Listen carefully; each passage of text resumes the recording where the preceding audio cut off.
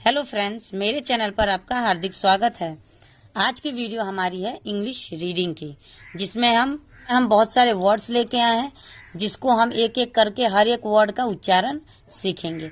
हर उच्चारण के पीछे कोई ना कोई रूल जरूर लगा है, तो रूल के बारे में भी हम लोग बात करेंगे और साथ ही साथ छोटे छोटे वर्ड्स को हम उच्चारण करेंगे, यानी कि कैसे हम उस वर्ड को प्रोनाउंस करते हैं वो सीखेंगे। अगर हम ऐसे छोटे छोटे वर्ड से अगर शुरुआत करते हैं तो धीरे धीरे मेरे सारे वीडियोस अगर आप ऐसे ही करके देखते चलेंगे तो आपको बहुत ही जल्दी, ठीक है, बहुत ही कम समय में इंग्लिश बोलना, पढ़ना और लिखना आने लगेगा। तो चलिए वीडियो को स्टार्ट करते हैं। पहला वर्ड है हमारा बेड।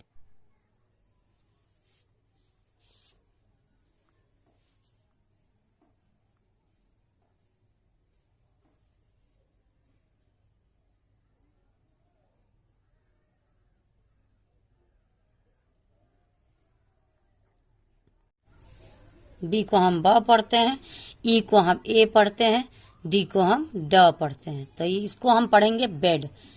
टी को हम ट पढ़ते हैं, ई को हम ए पढ़ते हैं और एन को हम न पढ़ते हैं। इस वर्ड को हम क्या प्रोनाउंस करेंगे? टेन। एस को हम स पढ़ते हैं, ई को हम ए पढ़ते हैं, एन को हम आधा नौ पढ़ेंगे, क्योंकि एन और डी जब भी एक साथ रहेंगे तो वह एंड का साउंड देगा, एंड, ठीक है। एंड, न और ड दोनों पूरा नहीं बोलना है, आधा नौ बोलना है। सेंड। आर को हम र पढ़ते हैं, ई को हम ए पढ़ते हैं, डी को हम ड पढ़ते हैं, तो इसको हम प्रोनाउंस करेंगे रेड। पी को हम प पढ़ते हैं, ई को ए पढ़ते हैं, एन को न पढ़ते हैं, तो इसको हम प्रोनाउंस करेंगे पेन। एम को म पढ़ते हैं, ई को ए पढ़ते हैं और एन को न पढ़ते हैं, तो इसको हम प्रोनाउंस करेंगे, उच्चारण इसका होगा मैन। तो देखिए, BED bed, TEN ten, SEND send, RED red, PEN pen, MEN men. तो इस हिसाब से छोटे छोटे वर्ड्स को हम कैसे प्रोनाउंस करेंगे, उसके लिए सबसे पहले आपको क ख ग घ और अ से लेके अह तक का सारा वर्ण जो है ना, वो सारा वर्ण का हिंदी और इंग्लिश दोनों आपको याद होना चाहिए। तभी आप समझ पाएंगे कि हम स को क्या पढ़ते हैं, मतलब एस को हम हिंदी में क्या लिखेंगे, आर को हम हिंदी में क्या बोलते हैं। तो इसके लिए आपको वो चीज याद करना पड़ेगा। तो वो बहुत ही बेसिक लेवल का होता है। जब भी हम किसी भी लैंग्वेज को स्टार्ट करते हैं पढ़ना, तो सबसे पहले हम वर्णमाला से स्टार्ट करते हैं। तो यही हमारा वर्णमाला है, जिसमें एक एक वर्ण आता है। टी आएगा, एस आएगा, पी आएगा, ए आएगा, बी आएगा, एम आएगा, एन आएगा, ये सब एक एक वर्ण होते हैं। तो चलिए आगे बढ़ते हैं। टी को हम ट पढ़ते हैं, यहाँ पे APE, ठीक है। तो यहाँ पे हम इसको टैप पढ़ेंगे, टैप। ए का मात्रा यहाँ पे साउंड आता है, टैप, टैप। पी को हम प पढ़ते हैं, तो ये हो गया टैप। जब भी ई, एक बात पर ध्यान दीजिएगा, एक रूल है ई का, कि जब भी ई किसी भी वर्ड के लास्ट में आता है, ठीक है, तो वो साइलेंट हो जाता है, वहां पे हम उसका उच्चारण नहीं करते। देखिए यहाँ पे TAP टैप हम पढ़े हैं, ई नहीं ना पढ़े, टैपी नहीं ना पढ़े हैं, नहीं पढ़े। तो ऐसे अगर हम टैपे पढ़ेंगे तो ये रॉन्ग होगा, ये सही नहीं होगा। तो इसीलिए ये रूल अगर आपको याद है तो ही ये आप इसको सही से उच्चारण कर पाएंगे। तो ये बात आपका जानना बहुत ही जरूरी है कि अगर ई, ठीक है, एक बार और मैं रिपीट कर देती हूँ इस बात को, अगर ई किसी भी वर्ड के लास्ट में आएगा तो ई साइलेंट हो जाता है। इसको हम पढ़ेंगे, टी को ट पढ़ते हैं, ओ को ओ पढ़ते हैं, ओ का मात्रा, और एन को न पढ़ते हैं। फिर यहाँ पे हमारा ई साइलेंट है, क्योंकि अभी मैंने जो रूल बताया उस रूल के हिसाब से इसका उच्चारण होगा टोन, ठीक है। SH को हम श पढ़ते हैं, ठीक है, तालाब श हम SH एक साथ श पढ़ते हैं। ए को हम ए पढ़ेंगे शे, एम को म पढ़ेंगे शेम। ई साइलेंट है, नहीं तो शेमे हो जाता है ना। GAME, इसको मतलब कम से कम बहुत से अधिकतर 50% लोग को मालूम होगा कि GAME को हम गेम पढ़ते हैं। तो इसको हम कैसे प्रोनाउंस करेंगे, किस हिसाब से इसका उच्चारण बन रहा है, ये आप ध्यान दीजिएगा। जी को हम ग बोलते हैं, ग पढ़ते हैं, ए को यहाँ पे ए पढ़ते हैं और एम को म पढ़ते हैं। गेम बन गया। ई का उच्चारण साइलेंट है कि नहीं है? अगर ई का उच्चारण यहाँ पे साइलेंट नहीं होता तो गेमे हो जाता है, तो गेमे तो गलत है। एल को हम ल पढ़ते हैं, ए को ए पढ़ते हैं, एन को न पढ़ते हैं, तो ये हो गया लैन, ठीक है। तो इस हिसाब से हम सारे वर्ड्स को किसी न किसी रूल के हिसाब से उच्चारण करते हैं। यहाँ पे देखिए एक और रूल यहाँ पे लागू होता है सी के साथ। जब भी सी के साथ नहीं, सी के बाद, ठीक है। जैसे सी के बाद वाला ये जो ई है, तो सी के बाद जब भी ई वाई, एक बार हम लिख देते आई वाई और ई, ठीक है। अगर आई वाई और ई सी के बाद आए तो सी को हम स पढ़ेंगे, ठीक है। बाकी सारी जगहों पर हम सी को क पढ़ते हैं।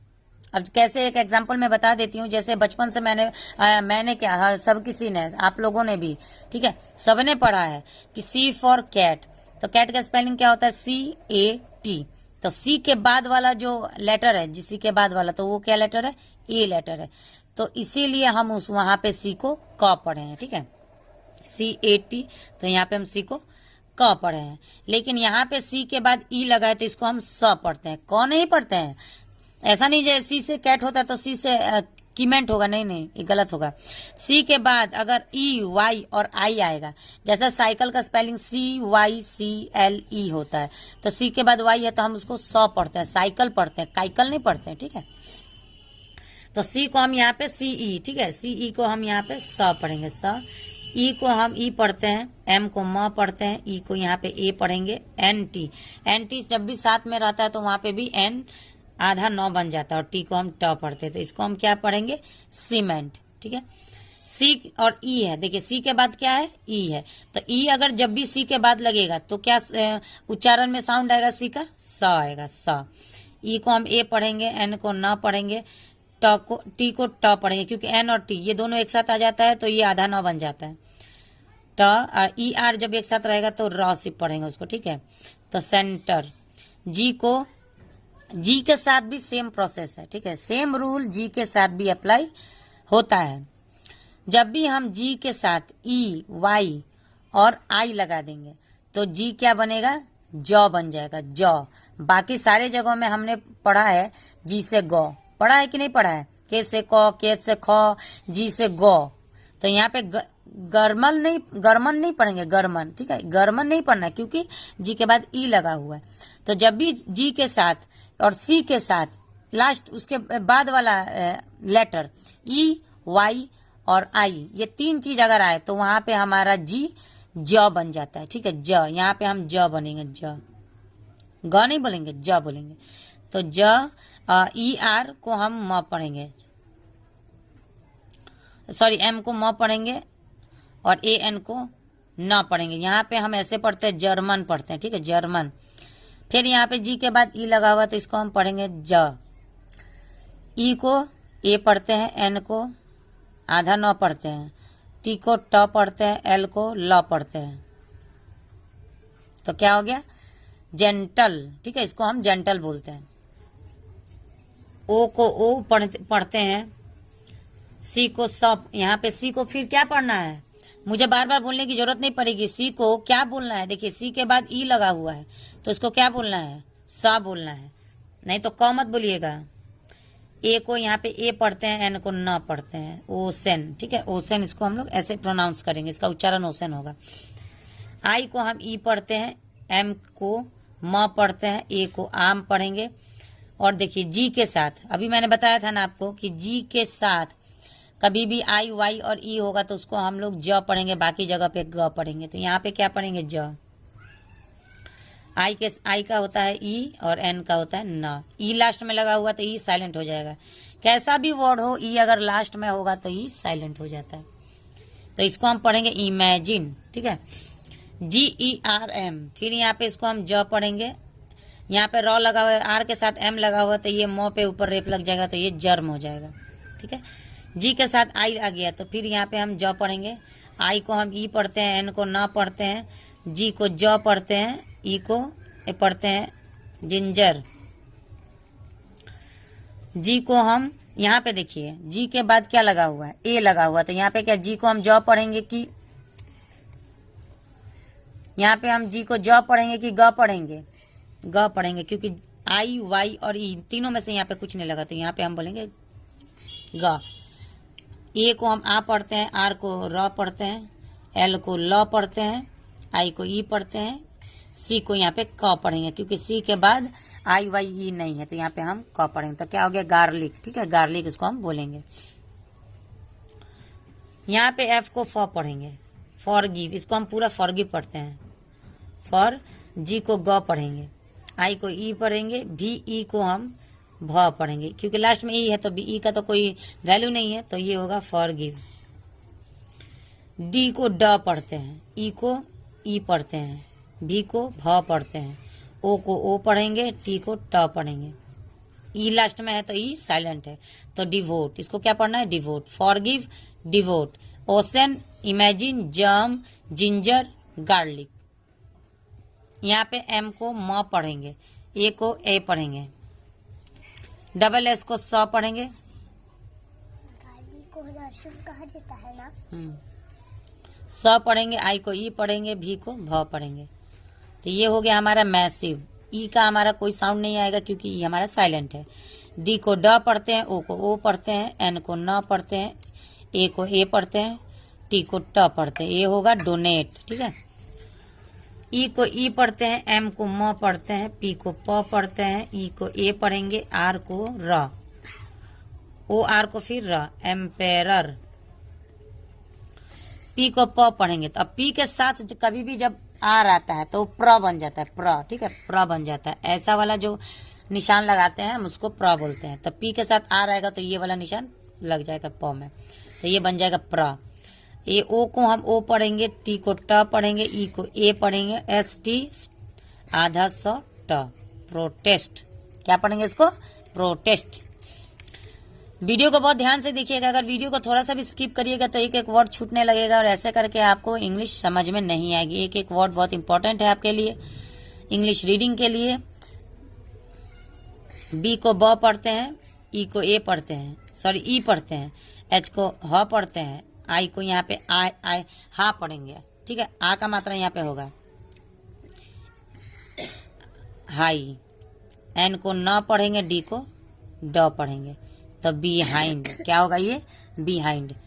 अचीव, इसको हम पढ़ेंगे ए को ए पढ़ेंगे, सी एच को हम च पढ़ते हैं, आई को हम ई पढ़ते हैं, ई भी ई, ये का हो जाएगा लास्ट में, तो ई का कोई वैल्यू नहीं, आगे है तो इसका वैल्यू। ई भी को हम भ पढ़ते हैं, अचीव।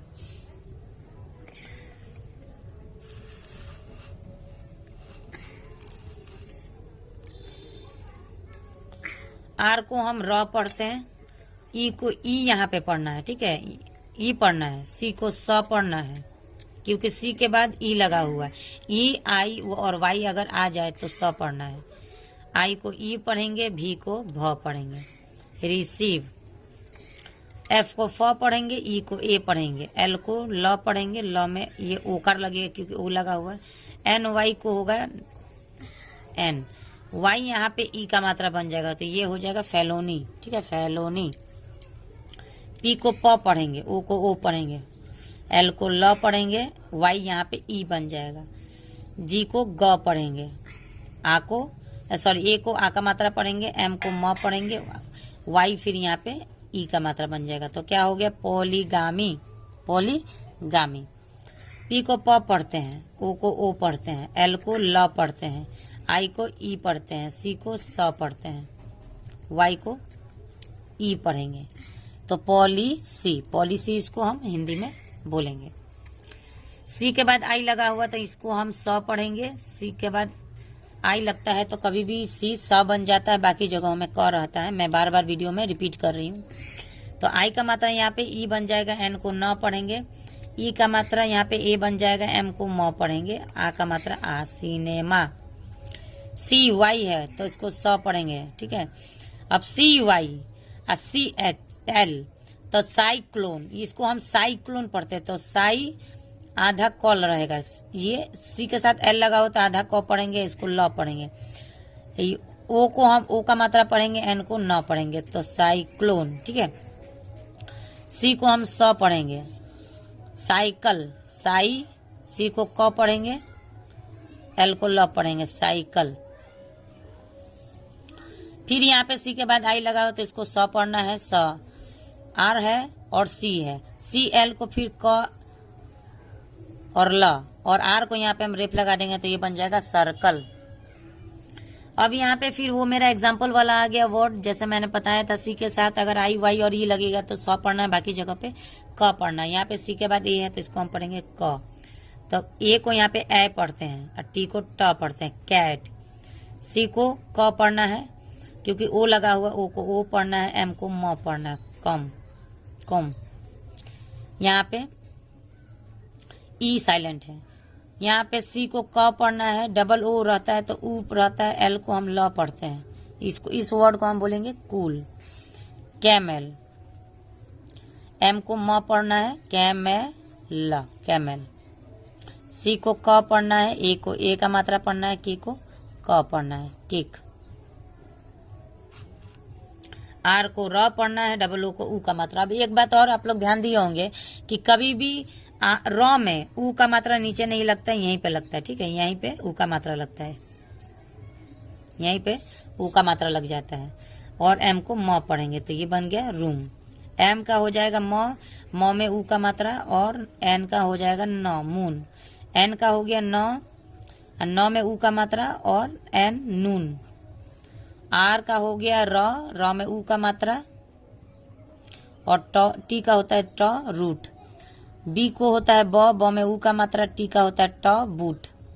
एफ को होता है फ में ऊ का मात्रा, टी को होता है ट फूट। ठीक है, तो देखिए receive, felony, polygamy, policy, cinema, cyclone, cycle, circle, cat, come, cool, camel, cake, room, moon, noon, root, boot, foot. तो इस तरह से हम हर एक छोटे छोटे वर्ड को ट्रांसलेट कर सकते हैं, लेकिन इसके लिए जरूरी है इंग्लिश में और हिंदी में उसका दोनों चीज हमको याद होना है। क को क्या पढ़ना है और सौ को क्या पढ़ना है, या के को क्या पढ़ना है, पी को क्या पढ़ना है, ये दोनों चीज आपको याद हो जाए। आज के वीडियो में हम लोगों ने उच्चारण से रिलेटेड एक पैराग्राफ देखा जिसमें मैंने बहुत सारे वर्ड्स लेके आए थे आप लोगों के लिए। तो मिलते हैं नेक्स्ट वीडियो में। अगर ये वीडियो आपको अच्छा लगा हो तो प्लीज वीडियो को लाइक करिएगा। चैनल पे पहली बार है तो प्लीज चैनल को सब्सक्राइब कर लीजिएगा और बेल आइकन भी दबाना ना भूले, ताकि मेरे सारे अपकमिंग वीडियोस में बहुत ही इंपॉर्टेंट इंग्लिश से रिलेटेड वीडियोस डालती हूँ, जो कि अगर आपकी मिस हो जाती है तो फिर आप घाटे में रहेंगे, मैं कोई घाटे में नहीं रहने वाली। तो चलिए ठीक है, तो मिलते हैं नेक्स्ट वीडियो में एक और इंटरेस्टिंग स्टोरी के साथ। Thanks for watching the video and have a nice day.